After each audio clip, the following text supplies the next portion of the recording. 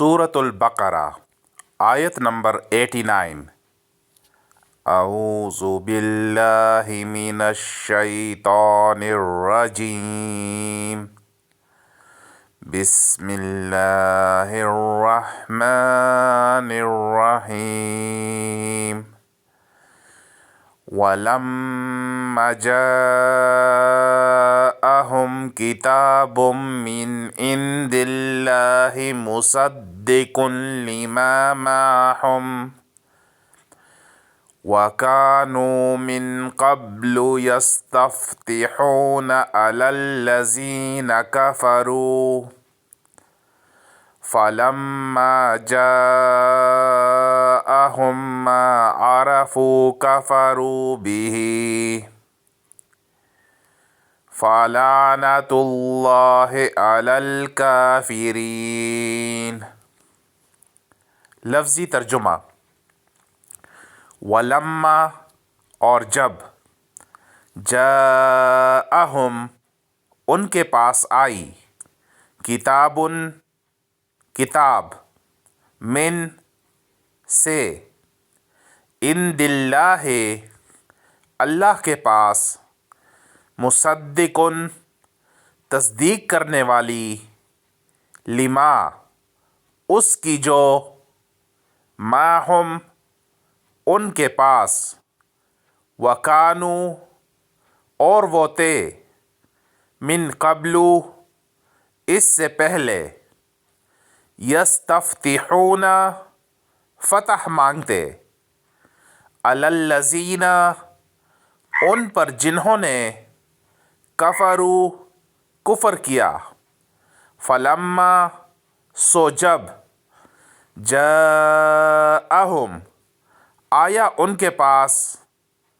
ما عرفوا جو وہ پہچانتے تھے، کفروا منکر ہو گئے، بہ اس کے، فلعنۃ اللہ سو لعنت اللہ کی، علی الکافرین کافروں پر۔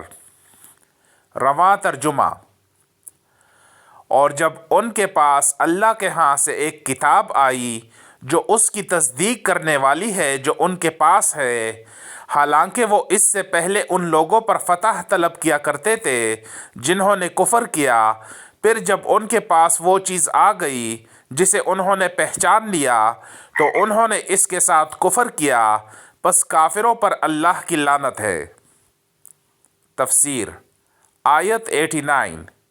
یستفتحون فتح و نصرت طلب کرتے تھے، یعنی نبی صلی اللہ علیہ وآلہ وسلم کی بعثت سے پہلے جب یہودی عرب کے مشرکین سے مغلوب ہوتے تو وہ دعا کیا کرتے تھے کہ اے اللہ، نبی آخر الزماں جلد ظاہر ہوں تاکہ ہم ان کے ساتھ مل کر ان کافروں پر غلبہ حاصل کریں۔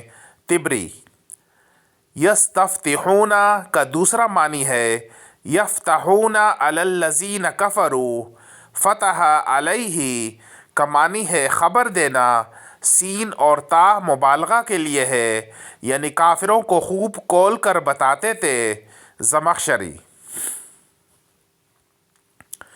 عبداللہ بن عباس رضی اللہ عنہ فرماتے ہیں کہ یہود رسول اللہ صلی اللہ علیہ وآلہ وسلم کی بعثت سے پہلے آپ کے ساتھ مل کر اوس اور خزرج پر فتح و غلبے کی دعا کیا کرتے تھے۔ جب اللہ تعالیٰ نے آپ کو عرب میں سے مبعوث فرمایا تو انہوں نے آپ کے ساتھ کفر کیا اور ان سب باتوں کا انکار کر دیا جو وہ آپ کے بارے میں کہا کرتے تھے۔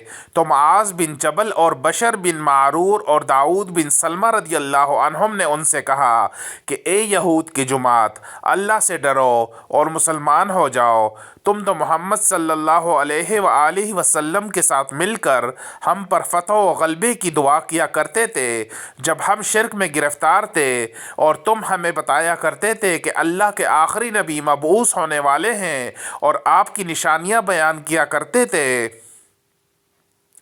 تو سلام بن مشنکم जो बनु नज़ीर में से था, उसने कहा वो हमारे पास कोई चीज़ नहीं लाए जिसे हम पहचानते हों, और ये वो नहीं जो हम तुम्हें बताया करते थे। अल्लाह ताला ने उनकी इस बात पर यह आयत नाजिल फरमाई, वलम्मा जाअहुम किताबुम मिन इंदिल्लाहि मुसद्दिकुल लिमा माअहुम। तिबरी इब्ने अबी हातिम बसनद हसन 238-1 908। कुर्तबी ने इब्ने अब्बास रदियल्लाहु ताला अन्हो से यस्तफ्तिहूना के ये मानी भी नकल किए हैं कि रसूलुल्लाह सल्लल्लाहु अलैहि व आलिहि वसल्लम के ज़हूर से पहले जब यहूदियों का अरब के मुशरिकीन से मुकाबला होता कि रसूलुल्लाह सल्लल्लाहु अलैहि व आलिहि वसल्लम के ज़हूर से पहले जब यहूदियों का अरब के मुशरिकीन से मुकाबला होता तो वो आप सल्लल्लाहु अलैहि व आलिहि वसल्लम के वसीले से दुआ करते और कहते,